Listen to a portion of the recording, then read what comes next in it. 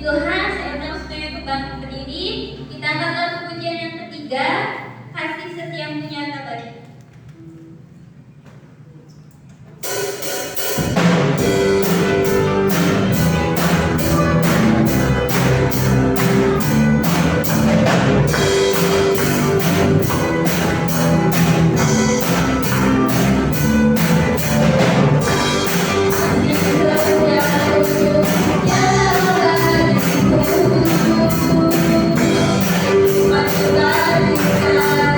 Terima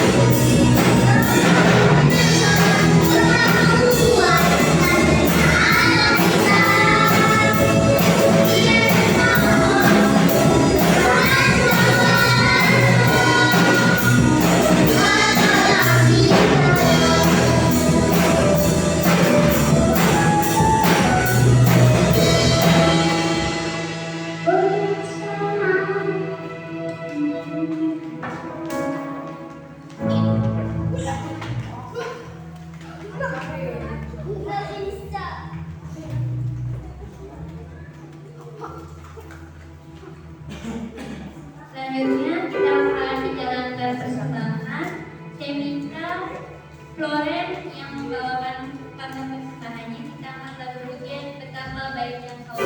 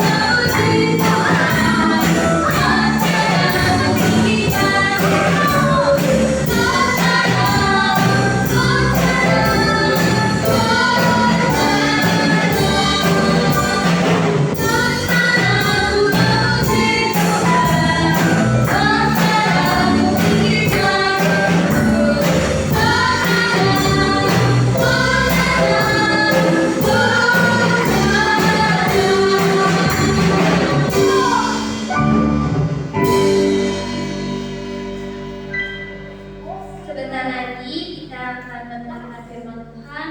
Mari kita siapkan hati dan pikiran kita untuk kita benar-benar mau menyembah Tuhan. Sebelum itu, mari kita akan untuk penyembahan buat Tuhan. Kita nyanyikan dengan sungguh-sungguh dari dalam hati kita.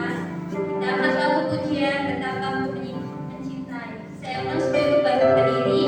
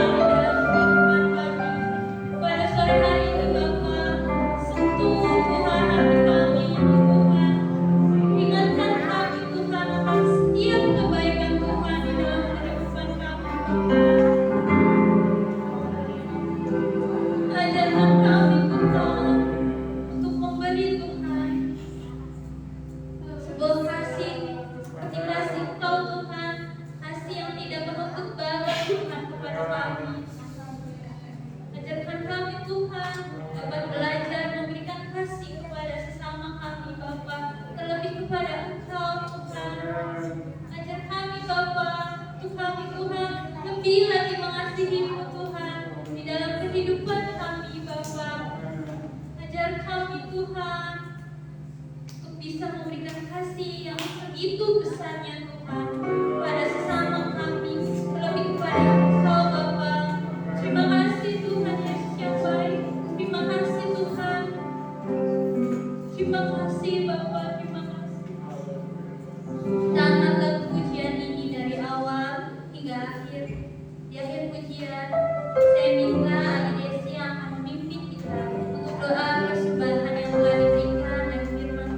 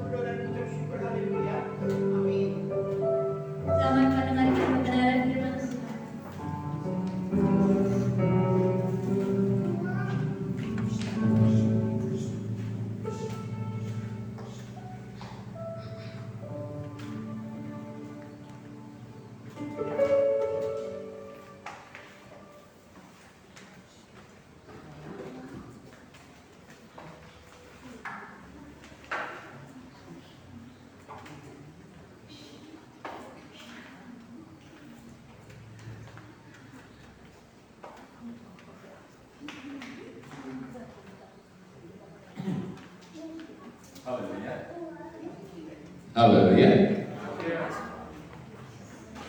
Hari ini kita akan berbicara tentang favor. Favor, perkenanan. Perkenanan itu satu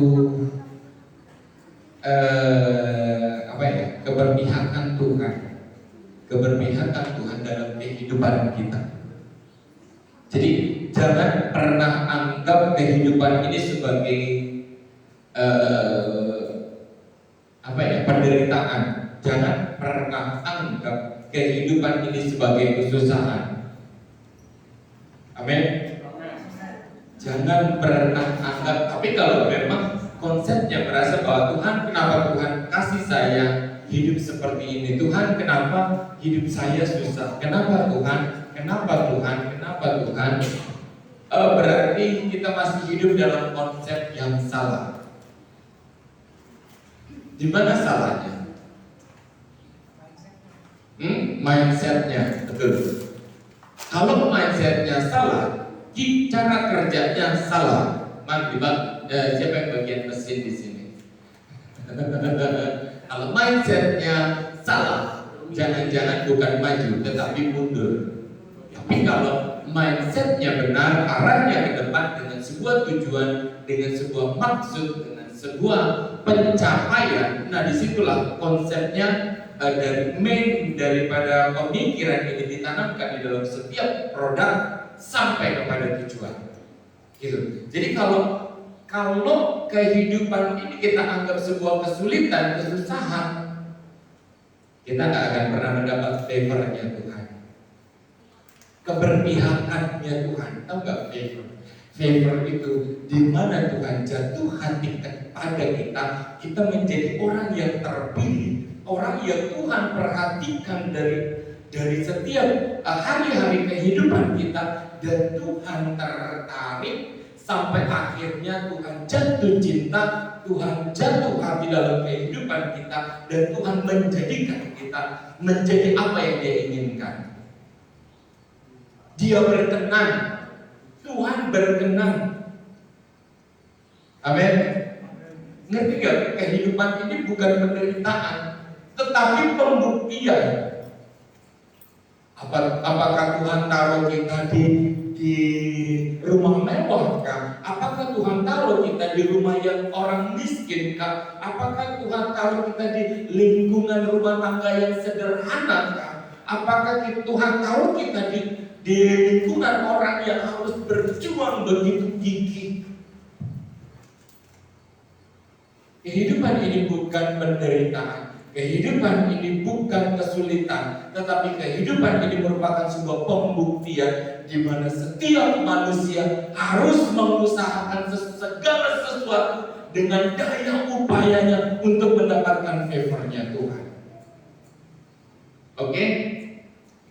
Ngerti nggak? Masih belum kebentuk. Ngerti nggak?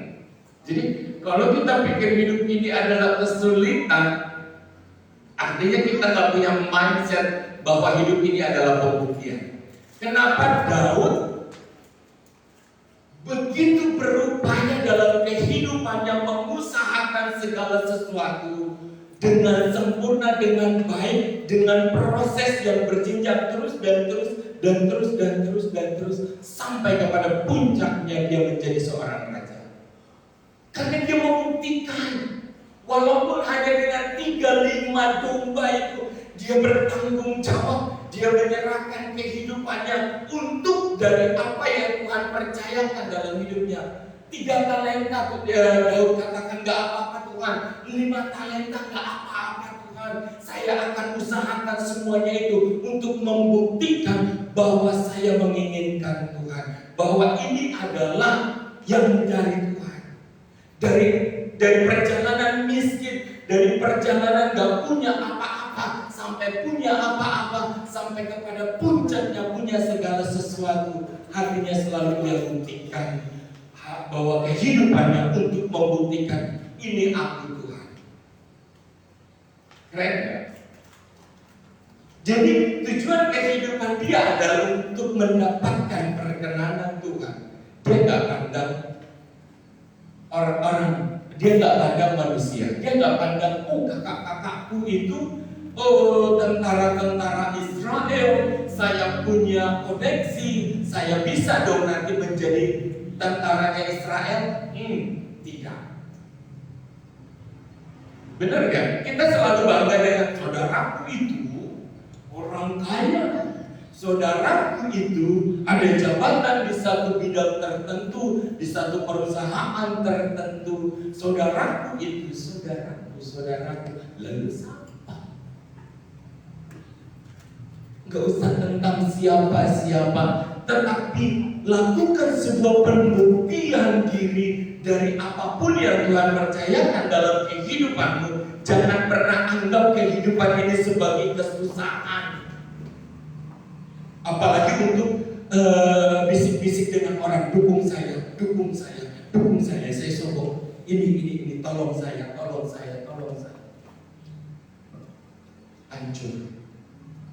Gak punya makna panggilan, gak punya makna pembuktian. Tetapi yang namanya perkenanan Tuhan itu nggak usah datangnya dari siapa-siapa. Ketika Tuhan angkat, dia akan naik dan naik. Dari proses mana? Pembuktian kepada Tuhan.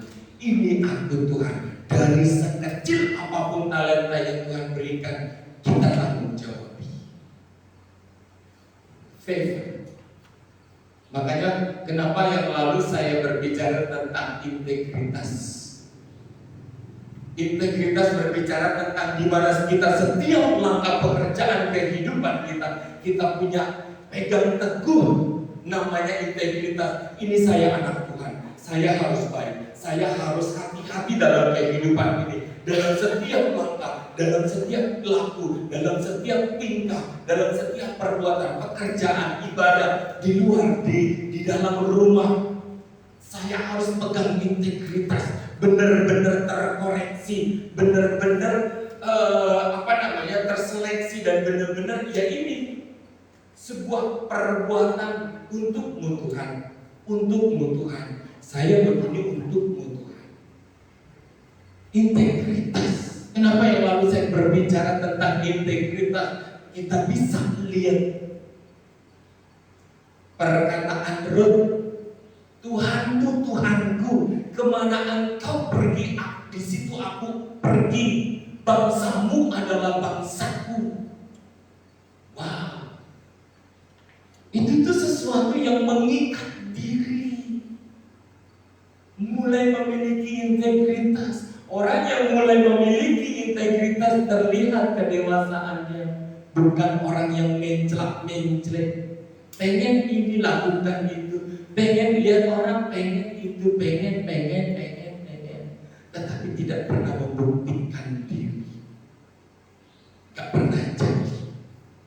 Tapi orang yang punya integritas, sampai di ruang di mana dia berjalan sendiri pun dia tahu Tuhan melihat dan dia harus melakukan yang terbaik dan jujur dan semua untuk kemuliaan Tuhan.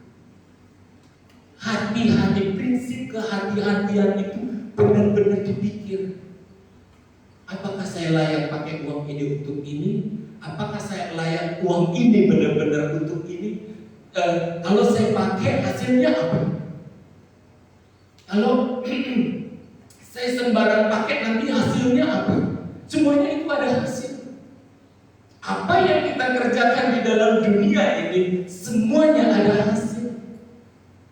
Jadi kalau segala sesuatu ada hasil, disinilah diperlukan sebuah kehati-hatian. Disinilah diperlukan sebuah integritas.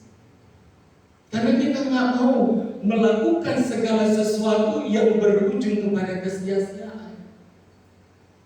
Tetapi segala sesuatu yang kita berjalan dengan Tuhan, disitulah nanti kita mendapatkan perkenanannya Tuhan, favornya Tuhan.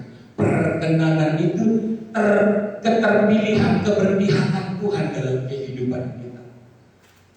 Firman Tuhan katakan, kalau Tuhan yang membawa engkau naik, tidak ada satupun yang akan membuat engkau turun. Firman Tuhan katakan, engkau bukan ekor, tetapi engkau adalah kepala. Kapan itu semua terjadi? Kalau kita punya integritas. Saya anak Tuhan di sekolah negeri. Saya harus menjadi terang, saya harus menjadi berkat, saya harus menjadi cahaya, saya harus menjadi contoh. Benar kan? Itu integritas, itu nilai-nilai yang ditaruh dalam kehidupan kita, bukan menjadi kesulitan. Tuhan, kenapa sih saya menjadi orang Kristen? Capek Tuhan.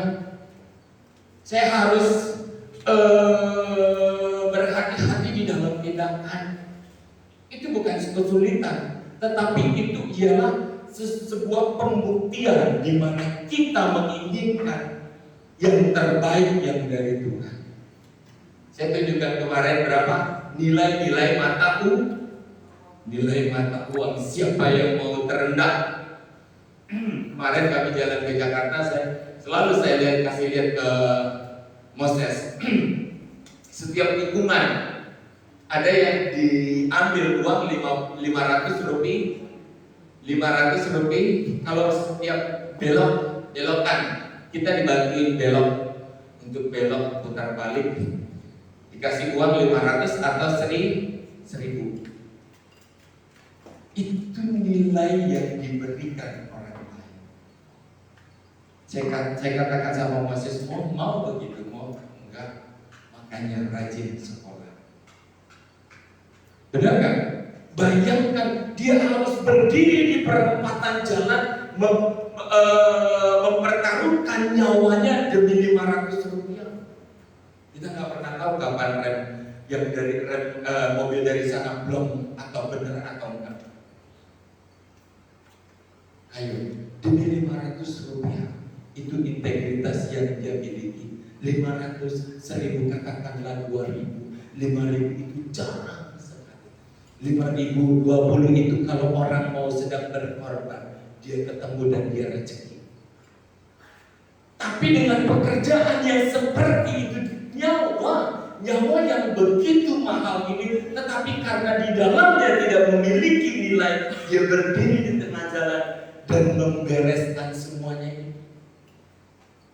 Dia taruh dirinya demi sebuah rupiah, 500, 1000. Saya bilang, kasihan. Cuma segitu engkau taruh hidup. Padahal apa? Ada nilai yang lebih besar, 100.000. Kenapa enggak kau persiapkan dirimu untuk nilai 100.000? Kenapa ke orang yang di kantor orang bisa keluarkan uang 100.000? Nah, kalau saya dulu di hotel Hilton, kayaknya dapat dolar tuh enak banget. Cuma ruangan ini mana ya katanya? Beda kan? Beda nggak maksudnya? Itu cuma tanya doang. Mister kesini, jalan kesini, belok ke kanan, engkau akan menemukan ruangan itu. Oh iya, keluar dikasih $1. Itu satu orang, belum lagi beresin kamar dan segala macam. Udah disiapkan tip. Kalau di restoran sudah disiapkan tipnya. Kembalian itu akan gampang untuk dinikmati. Jadi hidup ini bukan kesusahan, tetapi Hello, hidup ini kesusahan bukan? Tetapi pembuktian. Buktikan kepada Tuhan bahwa engkau layak mendapatkan lebih dari apa yang Tuhan taruh sekarang ini. Terus untuk naik. Tawarkan dirimu kepada Tuhan. Ini aku Tuhan. Saya nggak mau dinilai manusia sebagai sebuah nilai yang terendah. Kita lihat Matius 20.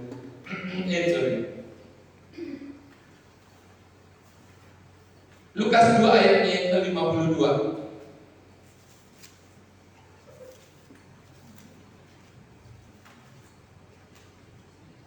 Inilah master key dari kehidupan, favor. Inilah kunci berkat. Kalau kita meremehkan ini, Sulit dalam perjalanan hidup ini, kita harus selalu fight dengan orang. Kasihan. Tapi kalau kamu sudah mendapatkan favor-nya Tuhan, engkau akan Tuhan buat naik dengan gampang. Engkau akan Tuhan taruh di kedudukan-kedudukan yang Tuhan mau, yang Tuhan inginkan, dan tidak ada satupun yang mampu menggoyahkan. Lukas 2 ayat yang ke-52, firman Tuhan katakan, dan Yesus makin bertambah besar dan bertambah hikmatnya dan besarnya, dan makin dikasihi oleh Allah dan manusia. Kita kalau dikasihi Allah enak, dan apalagi ikut dikasihi manusia, wow, kayaknya semua gampang. Amin.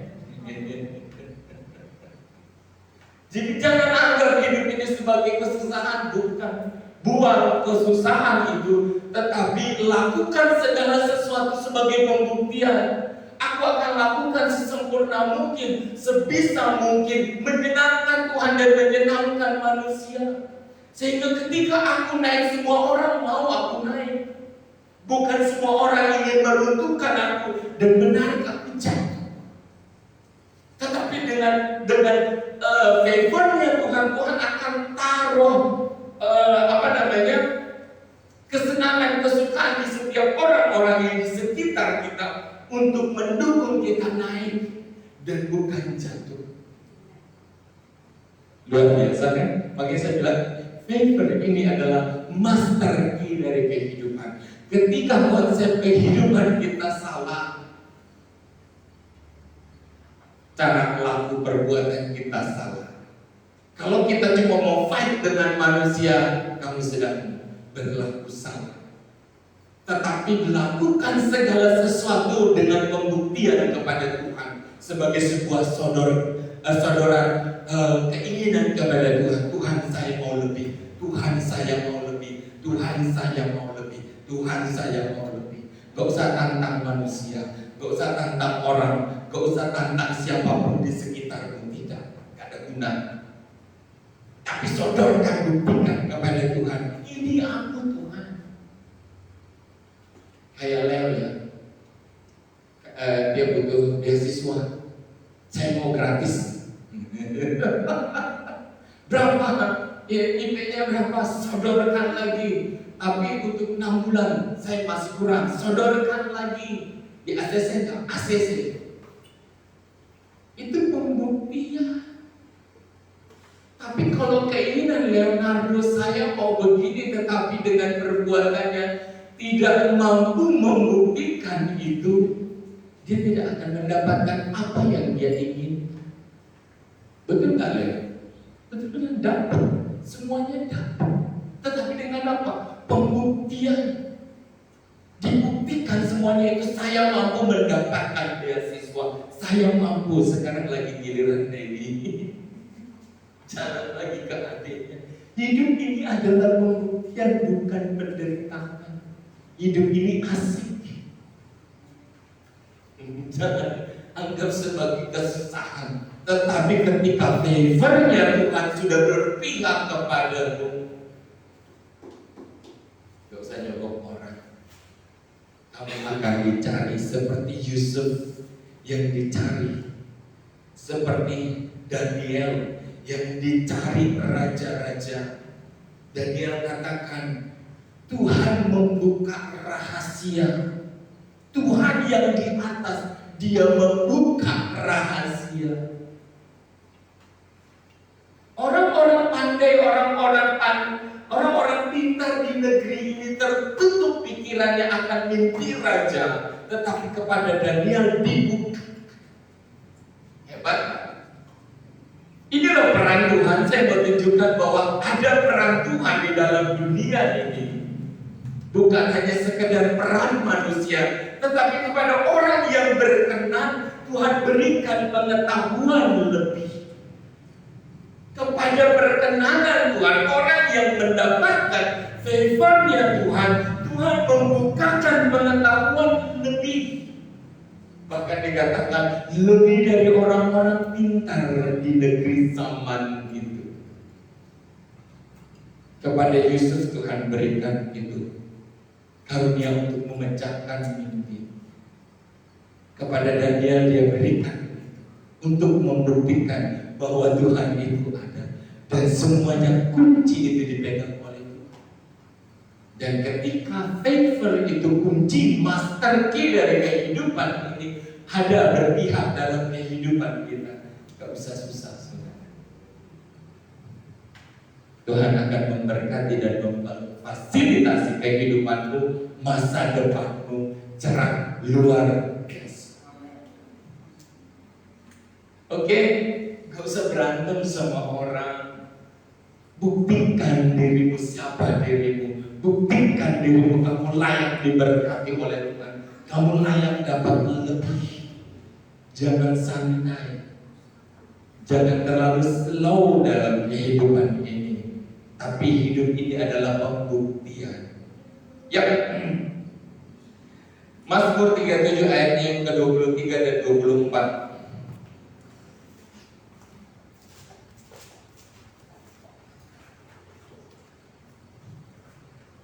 Yuk sama-sama baca.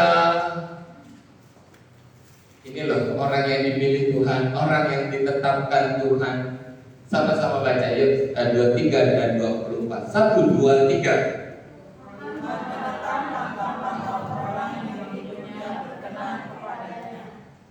Apabila ia jatuh, tidaklah sampai tergeletak, sebab Tuhan menopang tangannya. Ini firman Tuhan. Tidaklah apabila ia jatuh, yang dikatakan di ayat yang ke-23, orang yang berkenan, orang yang ada di dalam hati Tuhan. Dari pembuktian tadi, dari perbuatan pembuktian tadi, nggak usah provokasi teman-teman dan segala macam untuk mendukungmu, nggak perlu, nggak penting. Itu jelek banget, sifat yang jelek banget. Bukan orang yang mengenal Tuhan, benar-benar bukan orang yang mengenal Tuhan. Jangan pernah hidup seperti itu. Saya katakan jangan pernah. Tetapi buktikan dirimu kepada Tuhan. Aku ini Tuhan, aku layak. Apapun yang Tuhan izinkan aku mau. Gak usah provokasi orang-orang di sekelilingmu untuk mendukung engkau, gak butuh. Tetapi ketika dikatakan Tuhan menetapkan langkah-langkah orang yang hidupnya apa? Berkenan. Kalau dalam proses kehidupan ini kita mampu membuktikan bahwa kita ini layak, bahwa hidup kita ini berkenan di hadapannya, ayat ke-24 diberikan tudung. Apabila ia jatuh tidak sampai tergeletak, sebab Tuhan menopang. Kalau sudah tangan Tuhan yang menopang, siapa yang berani? Saya banyak rasakan pembelaan Tuhan. Wah, saya banyak menghadapi orang yang tidak sepaham dengan saya. Tetapi karena saya buktikan bahwa sendiri saya tidak ingin apa-apa. Saya cuma membuktikan bahwa saya ingin kerja buat Tuhan. Pembelaannya tangan Tuhan blok untuk saya tidak mendapatkan perlawanan itu benar-benar dari orang yang benar-benar memiliki otoritas. Sampai saya lihat sendiri, saya sadar sendiri, wow, kalau sudah Tuhan yang menjadi pelindungmu, tudungmu, jangankan yang terlihat, yang tidak terlihat pun benar-benar menjadi tudung penjagaan dan perlindungan. Ini benar-benar wow, yang harus kita berjalan di tengah-tengah dunia ini, di mana ada penguasa udara, di mana ada penguasa gelap, di mana ada penguasa tiap otoritas lingkungan. Tetapi kalau Tuhan memegang engkau, kemanapun engkau pergi, engkau akan mendapatkan perlindungan. Dikatakan diberikan kepada apa? Kepada orang yang berkenan kepada Tuhan, menjadi favornya Tuhan. Gimana sih untuk menjadi berkenan di hadapan Tuhan? Ini kuncinya ya. untuk memperoleh perkenanan Tuhan.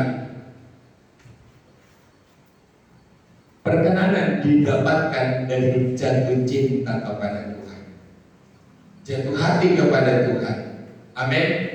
Mulai itu, ya Tuhan, aku mau mulai menyenangi pujian, aku mau mulai menyenangi firman, aku mau mulai menyenangi perbuatan-perbuatan yang Tuhan suruh, yang Tuhan perintahkan, yang Tuhan inginkan. Saya belajar terus dari hal yang kecil sampai menjadi sebuah kebiasaan.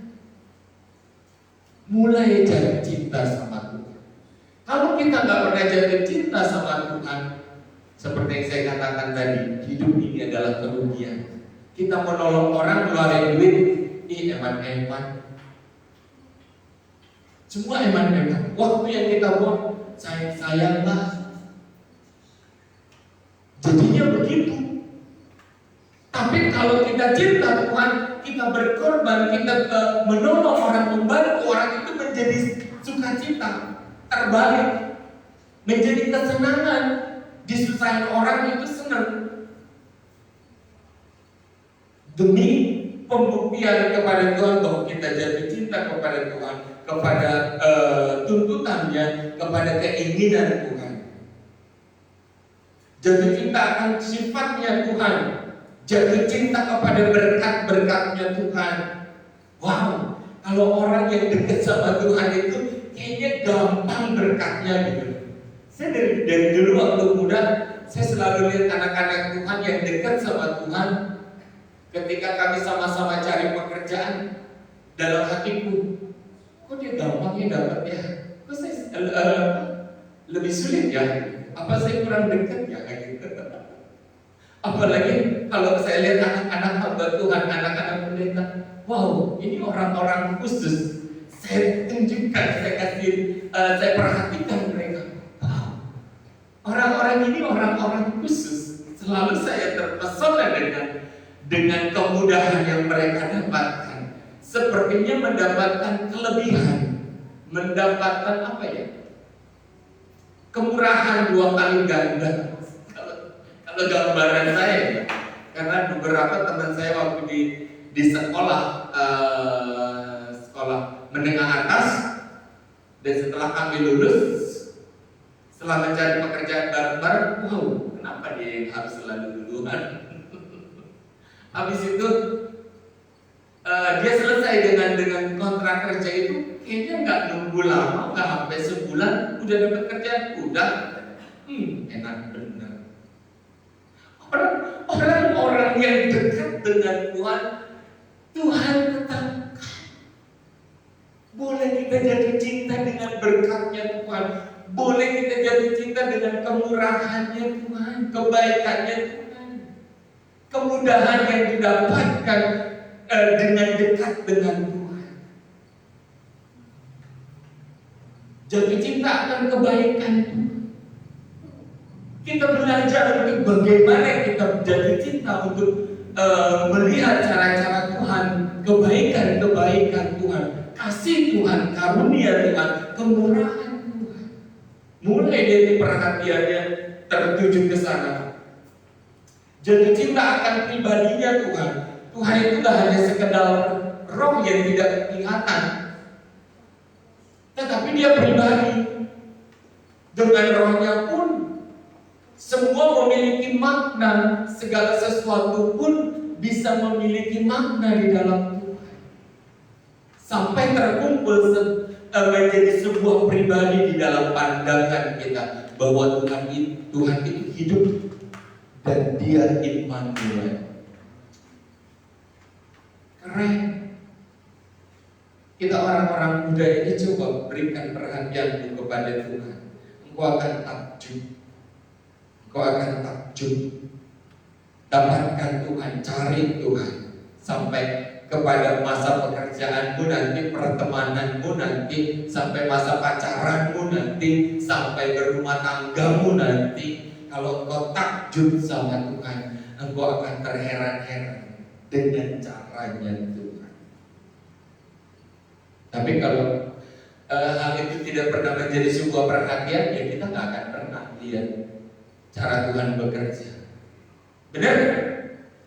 Tapi kalau ini menjadi perhatian kita, inilah yang mendorong setiap orang untuk maju dan bersaksi. Saya lihat tangan Tuhan, saya lihat pertolongan Tuhan, saya lihat cara Tuhan mendukung saya lihat pertolongan Tuhan dengan tangan yang tidak terlihat. Dia menjadikanku seperti ini. Wow. Mulai jatuh cinta sama Tuhan.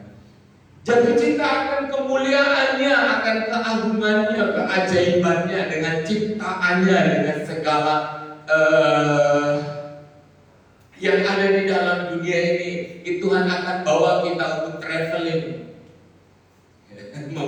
menikmati sebuah perjalanan dan melihat karya tangan Tuhan, dan kita akan takjub, wow, ini dia Tuhan dalam sebuah sisi firman yang menjadi nyata dalam dunia ini, karyanya yang begitu indah, yang begitu luar biasa. Jatuh cinta akan kasih-Nya, jatuh cinta akan kemurahan Tuhan. Semua orang Tuhan ingin selamatkan. Bukan hanya bicara tentang berkat dan berkat, tetapi Tuhan juga berbicara tentang keselamatan dan kemurahan hati dan keinginan Tuhan membawa seluruh manusia untuk masuk dalam surga. Itu jadi perhatian. Jadi perhatian. Kenapa kita tidak berpuasa ya? Kenapa mereka berpuasa ya? Itu kan pertanyaan, benar kan? Kenapa saya harus ke gereja, mereka nggak gereja nggak apa-apa? Kenapa orang percaya itu rajin ke gereja nggak diberkati? Kenapa orang itu nggak kenal Tuhan diberkati? Itu sebuah pertanyaan.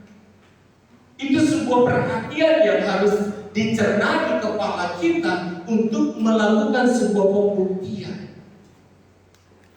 Sampai kita lihat, oh iya, anak Tuhan dengan perlahan-lahan akan Tuhan bawa dan proses sampai kepada berkat yang berkelimpahan, tetapi dengan umur yang panjang dan menikmati berkatnya. Orang dunia duluan diberkati berlimpah-limpah dan ia menghina Tuhan dan meninggalkan Tuhan dengan umur pendek. Dia pergi dari dalam dunia ini. Semua kan pembuktian. Cuma ada nggak di kepala kita? Kalau nggak ada di kepala kita, segala sesuatu kita tidak akan pernah mengerti. Dengan ketidakmengertian inilah buah dari dosa. Oh nggak apa-apa, oh nggak apa-apa, oh nggak apa-apa. Di mananya ya nggak apa-apa? Baca firman. Bagaimana kamu harus hidup? Favor of man sama dengan favor of God. Keberpihakan Tuhan sama dengan keberpihakan manusia. Ketika kita tidak mendapatkan favornya Tuhan, kayaknya seluruh manusia ini musuh. Benar kan? Kalau kita seperti yang dikatakan tadi, semakin dikasihi Tuhan dan semakin dikasihi manusia. Kalau Tuhan sudah berkenan, berkat-berkat itu akan mengalir dengan orang-orang di sekitar kita, memberkati, memfasilitasi kita untuk naik dan naik. Bukan kepada setiap orang kita lakukan persoalan dan kebencian. Habis kita menjalani hari-hari dengan stres. Kenapa orang itu benci sama saya? Kenapa dia gak suka sama saya? Kenapa? Padahal favornya Tuhan, ketika engkau mendapatkan favornya Tuhan, manusia-manusia, orang-orang yang di sekelilingmu, yang dikatakan seperti awan. Orang-orang di sekeliling kita ialah orang-orang yang bersaksi tentang siapa kita. Dia yang akan mendukung kita naik. Dan inilah indikator apakah engkau sudah mendapatkan favornya Tuhan atau belum. Kalau sekitarmu masih menjadi musuhmu, jangan-jangan Tuhan pun masih menjadi musuh. Ada indikatornya kan? Ada ukurannya kan? Tapi ketika sekelilingmu kayaknya wow dengan hidupmu selalu kalau Cidesi selalu cerita kalau dia udah datang atau di kantornya, hai Cidesi ya, selalu bawa sukacita, selalu bawa kayaknya kalau ada Cidesi katanya ruangan ini berubah, warnanya berubah, seru, enggak menjadi horor dan tidak dan tidak menjadi apa? Seram. Karena apa? Semua jadi tawa. Artinya kalau kita dapat favornya Tuhan, orang-orang di sekeliling kita pun akan mendapatkan sukacita. Oke? Ada indikatornya kan? Jangan berantem di rumah. Kalau kita masih menjadi persoalan di rumah orang tua masih teriak sama kita, Lukas! Jangan-jangan belum kas. Tapi nggak apa-apa, semua nggak apa-apa. Karena hidup ini adalah proses. Kalau sekarang kita mengerti, kalau kita harus dapat favor ya Tuhan, keberpihakan Tuhan dalam kehidupan kita, Tuhan akan poles kita, Tuhan akan bentuk kita. Nanti orang di sekeliling kita akan berkata, wow, Lukas sekarang berubah, Lukas sekarang dewasa, Lukas sekarang baik, Lukas sekarang orang yang luar biasa, Lukas hidupnya selalu diberikan perhatian kepada keluarga. Semua berubah kan? Semua berubah. Orang kudus pun gak lahir kudus bro. Sama. Semua lahir sama, tetapi dia mau berproses. Kenapa yang lain gak kudus? Ya dia gak mau berproses sama Tuhan. Dia tinggal dengan apa adanya dia. Dia gak mau menjadikan firman dan tuntutan firman ini menjadi cambuk untuk menjadi lebih baik dalam hidup ini. Kalau kita cuma puas dengan keadaan kita sekarang, ya saya mah bagaimana aja deh. Itu namanya orang gak punya target. Kita harus punya target untuk menyodorkan, untuk memperoleh favornya Tuhan, perkenanan Tuhan. Yap. Rut 2 ayatnya yang ke-8 sampai dengan ke-10, kita balik ke konteks yang lalu. Rut 2 ayatnya yang ke-8 sampai yang ke-10. Lihat berkatnya keberpihakan Tuhan. Lihat yang sebelumnya beda jauh, beda terbalik.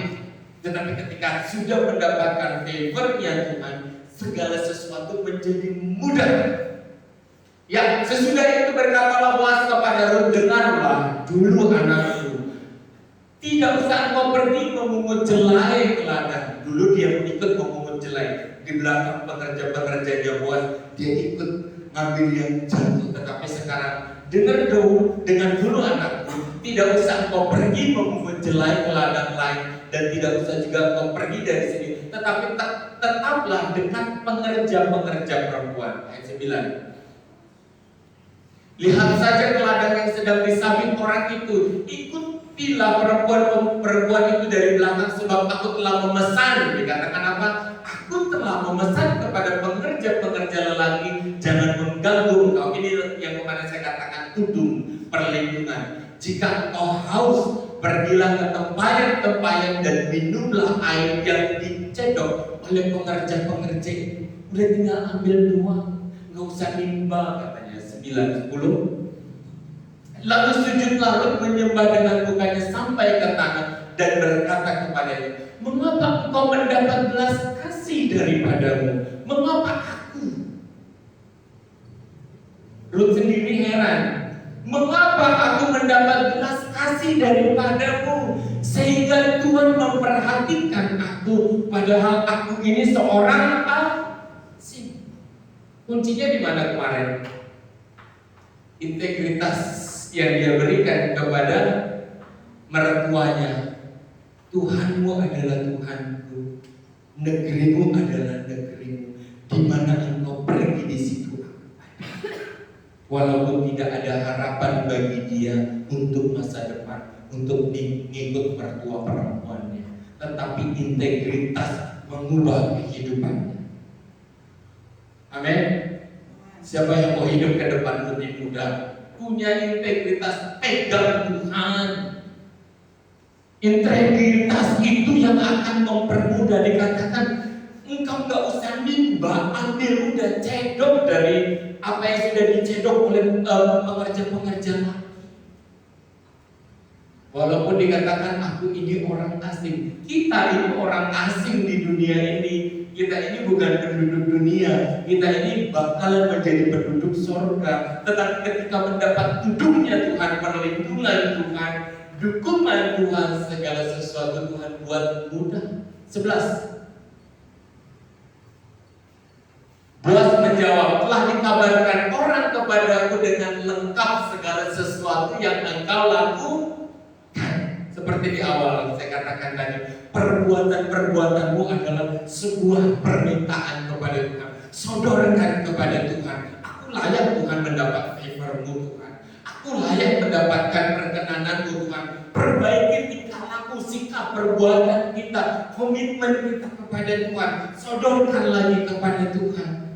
Dan dikatakan telah dikabarkan orang kepadaku dengan lengkap segala sesuatu yang kau lakukan kepada mertuamu sesudah suamimu mati, dan bagaimana engkau meninggalkan ibu bapamu dan tanah kelahiranmu, serta pergi kepada suatu bangsa yang dulu tidak engkau kenal. 12. Boas menjawab, Tuhan kiranya membalas perbuatanmu itu, dan kepadamu kiranya dikaruniakan upah. Upah, takaran, nilai mata uang yang diberikan sepenuhnya oleh Tuhan Allah Israel. Di bawah sayap engkau datang berlindung. Tudungnya datang, berkatnya dan kontrak. Pegang kontrak sama Tuhan, berkat besar. Orang yang berkomitmen sama Tuhan akan mendapat berkat-berkat pilihan. Amin. Mau komitmen sama Tuhan, jangan pandang, oh saya orang evangelis. Jangan pernah pandang itu. Pandang komitmenmu, apa yang kau buat dengan Tuhan. Pandang itu, tahu bisa engkau ada di suatu negeri yang wow, yang tidak pernah terpikirkan. Yuk, 13. Kemudian berkatalah Rut, memang aku mendapat belas kasihan daripadamu ya Tuanku, sebab Tuhan telah menghiburkan aku dan telah menenangkan hati hambamu ini, walaupun aku tidak sama seperti salah seorang hamba-hambamu perempuan. Cerita itu tentang gambaran Tuhan dengan umatnya yang dipilihnya, yang dikasihinya, yang digambarkan oleh Boas. Ini yang saya katakan tadi, kenali pribadi Tuhan melalui orang-orang yang Tuhan taruh di atasmu dan memberikan perlindungan. Orang yang di atasmu jangan kau lawan, jangan kau berontak dengan. Itu sama artinya kau sedang melawan Tuhan. Tetapi mengertilah bahwa Tuhan sedang menaruh orang yang di atasmu untuk memberikan berkat perlindungan, penjagaan. Ketika engkau melawan dengan orang yang Tuhan taruh di atasmu, sama dengan engkau melawan Tuhan. Boas Tuhan berikan di atasnya untuk menaungi dia dan memberkati dan memberikan perlindungan, dan benar dia dapatkan itu. Yap, 14. Ketika sudah waktu malam, berkatalah Boas kepadanya, datanglah kemari, makanlah roti ini dan celupkanlah suapmu ke dalam cuka itu. Lalu duduklah di sisi penjamit itu, dan Boas menunjukkan berti gandum kepadanya. Makanlah Rut sampai kenyang, bahkan ada sisanya. Sengaja Tuhan taruh, Tuhan berkati, Tuhan cukupkan. 15. Setelah ia bangun untuk memungut pulang, maka bos memerintahkan kepada pekerja-pekerjanya dari antara berkas itu pun ia boleh memungut, janganlah ia diganggu. Berapa aja diambil boleh. Ini bicara tentang keuntungan, ini bicara tentang gaji, ini bicara tentang salary, ini bicara tentang berapa nilai yang mau bisa ambil. Semuanya itu ditakar oleh Tuhan. 16. Bahkan haruslah kamu dengan sengaja menarik sedikit-sedikit dari onggokan jelai itu untuk dia dan meninggalkannya. Disengaja ditumpahkan supaya ia dipungutnya janganlah berlaku kasar kepada dia. Wow, ini enak banget lah. Kalau sudah mendapat perkenanan Tuhan itu hidup enak banget. Kesusahan itu ketika kita membuktikan diri kepada Tuhan. Tetapi ketika kita dalam perjalanan hidup ini sudah mendapatkan perkenanan Tuhan, segala sesuatu untung aja kayak disengaja disodorkan Tuhan. 17. Maka ia memungut di ladang sampai petang, lalu ia mengirim yang dipungutnya itu, dan ada kira-kira seeva jelai banyaknya. Banyak. Hidupnya gak susah lagi. Hidupnya berkelimpahan. Amin. Ini kalau kita di dalam Tuhan, jatuh cinta sama Tuhan dan mendapatkan favor-nya Tuhan, wow, enak banget. Hidup di awal itu, waktu pembuktian itu yang susah. Membuktikan diri, ini aku Tuhan, layak untuk diberkati, layak untuk menjadi favor-nya Tuhan. Itu yang paling susah. Tetapi ketika sudah kita dapatkan favor-nya Tuhan, perkenanan Tuhan, fasilitasnya kita dapat, perlindungan, penjagaan, tudung, penyertaan Tuhan, kelimpahan, bahkan yang sengaja dijatuhkan untuk kita dapatkan. Gak usah pusing tentang pengeluaranmu. Amin. Dapatkan dulu Tuhan, dapatkan, jadikan dirimu favor-nya Tuhan, dapatkan perkenanan Tuhan. Engkau akan hidup dalam kelimpahan, engkau akan sibuk memberkati orang lain, bukan lagi sibuk mengumpulkan berkat untuk mencukupkan dirimu, tetapi sibuk memberkati orang lain. Dibalik. 3 jenis perkenanan. Perkenanan yang diusahakan. Yang kedua, perkenanan yang tersedia. Yang ketiga, perkenanan yang tidak dikerjakan. Jadi jadi segala sesuatu itu kalau mau dapat perkenanan khusus ya usahakan, benar kan? Kita mau berkat khusus, usahakan yang terbaik. Sodorkan dirimu kepada Tuhan. Jangan diri yang perkenanan yang tidak dikerjakan, jangan pernah pilih itu, tetapi langkah. Jangan cuma mendapatkan perkenanan khusus, aku orang Kristen layak dapat berkatnya. Itu perkenanan umum. Kita ingin mendapatkan perkenanan khusus, menjadi orang yang diperhitungkan Tuhan. Amin. Ya, kita akan pujian kita.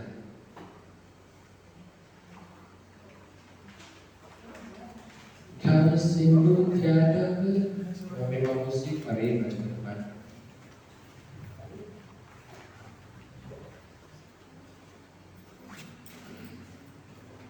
Dicek.